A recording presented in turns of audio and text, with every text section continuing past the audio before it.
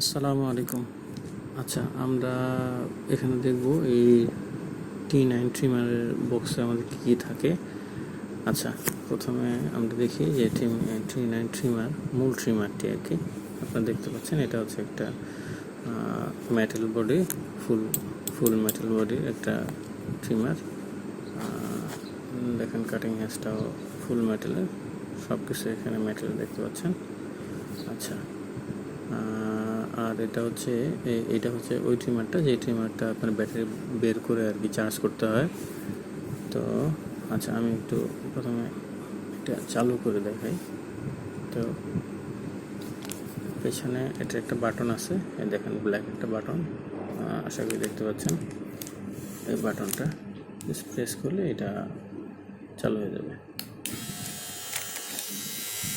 এই আশা করি দেখতে পাচ্ছেন, ব্লেডটা চালু হয়েছে। তো একটু ফাস্ট মুভ করতেছে তো বোঝা যাবে না, একটা সাউন্ড শুনতে পাচ্ছেন। তো অফ করে দিলাম। তো এটা চালু করার পর জাস্ট মানে আপনি চুল কাটবেন যখন, তখন এইভাবে চুলটা কাটতে হবে সামনে আগে দিয়ে। আচ্ছা, আর হচ্ছে এর সাথে আছে, দেখতে পাচ্ছেন 4টা ডিফারেন্ট সাইজের চিরুনি আর কি।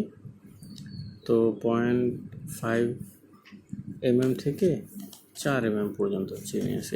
এগুলোর কাজ হচ্ছে যে আপনার যদি এটা হচ্ছে একদম ছোট, মানে 0 সাইজের জন্য চুল যখন কাটবেন, যখন একটু বড় চুল রাখবেন তখন এটা, তো পর্যায়ক্রমে আপনি এটা দিয়ে আর কি 4 মিলিমিটার পর্যন্ত চুল কাটতে পারবেন। তো আমি একটা লাগাই। তো আপনার এটা হচ্ছে জাস্ট এই প্রেস করে দিলাম, দেখেন হয়ে গেল। জাস্ট ইউজ একই রকম, এইভাবে চুলটা কেটে নেবেন। আচ্ছা, তো এইটা এখন খুলে নিই। এগুলো জাস্ট এই চিরুনিগুলোর কাজ হচ্ছে আপনি কোন সাইজের করে চুল রাখবেন সেই সাইজের আর কি ব্যবহার করবেন। সব থেকে ছোটো অপেক্ষাকৃত এটা সবচেয়ে বড়। ব্যাস, যখন আপনি এগুলো ইউজ করবেন না তখন চুলের সাইজ হবে 0। আচ্ছা, গেল এই 4টা।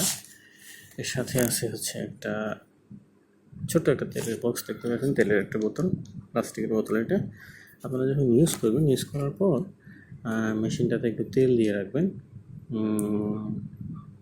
যাতে করে এই মেশিনের এজটা ভালো থাকে আর কি।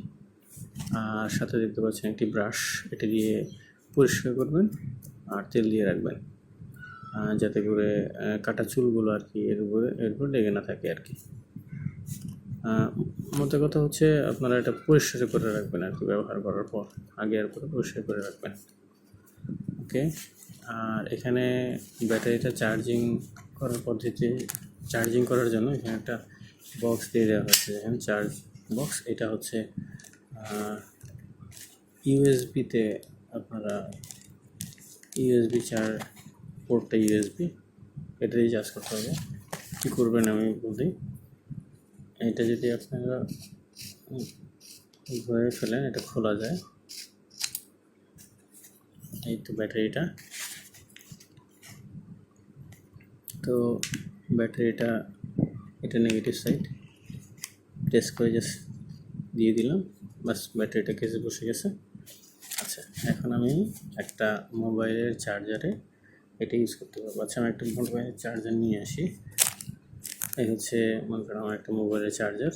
তো এখানে জাস্ট আমি ইউজ করে প্লাগ করে ফেলবো। প্লাগ করলে এখানে একটা লাল একটা বাতি জ্বলবে আর কি, দেখতে পাবেন।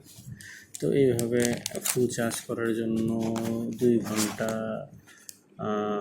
পর্যন্ত আপনি চার্জ করবেন, বা তার কিছু বেশি সময়।